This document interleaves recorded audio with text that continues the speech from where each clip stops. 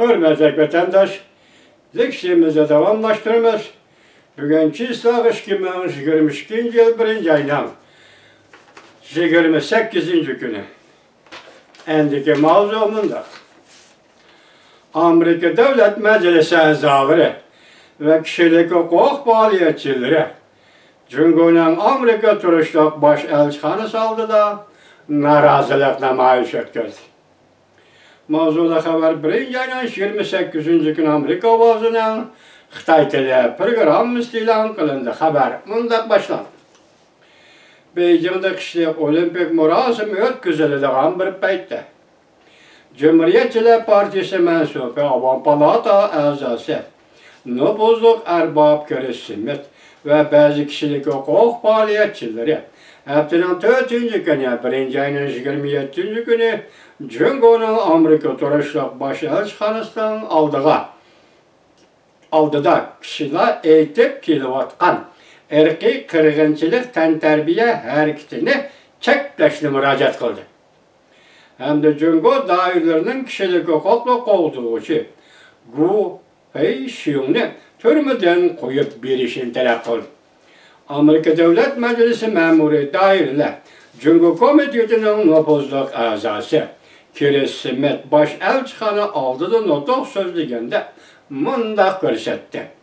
Baş elçixananın sokma tamlarının keynide dünya boyunca en müstabit bir siyasi hakimiyet Cumhuriyet Kompartiyasının reisi Xi Jinping'in vekilleri sözümle anla. Biz bugün bu yerde karşılıkның derdisini yukarı götürüp ve dua talavetimizin sadasını yukarı götürüp Cumhuriyet'de avaz çıkaralmayan kişiler için avaz çıkarımız. Sada çıkaralmayan kişiler için sada çıkarımız. Biz bugün halkka vekil bulup avazı çıkaralmayatkan kişiler için sözleyimiz.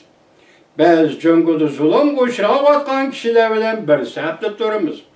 Dep körsetti Avam Palata azası Keres-Simmet. Uzundan beri Cumhuriyet'de depşende kılıngan kişilik hukuku dikkat kılıp kilovatkan Avam Palata azası Keres-Simmet Uygurlarga Hong Kong'da zulüm koşuravatkan demokratçılarga sadaqay turgandan başka yeri yakında Beijing'de ötküzülüdüğün kişiler olimpik murasimi karıştırdıqanlığını bildirdi.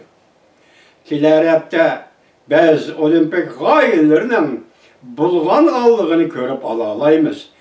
Bütçet kılınğanlığını ve çak çekidin büslüp ketkenliğini görüp alalayımız.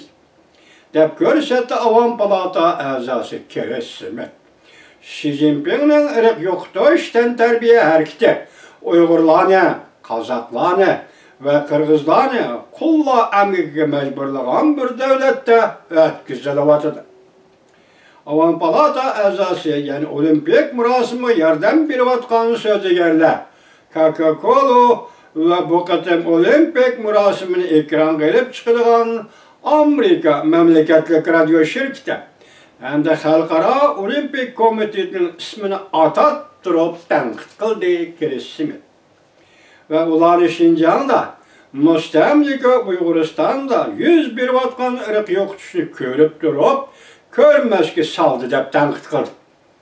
Bu ketem baş elçixana aldığı ötküzülgen namayışka, demokratik faaliyetçilerden başka, Cüyüş'ta, grupisi, ümekleri, Amerika Uygur Cemiyeti'nin vekillerine katlaştı. Bu karşılık görüştüş namayişini Cumhuriyet'e yardım veriş teşkilatı teşkil etti.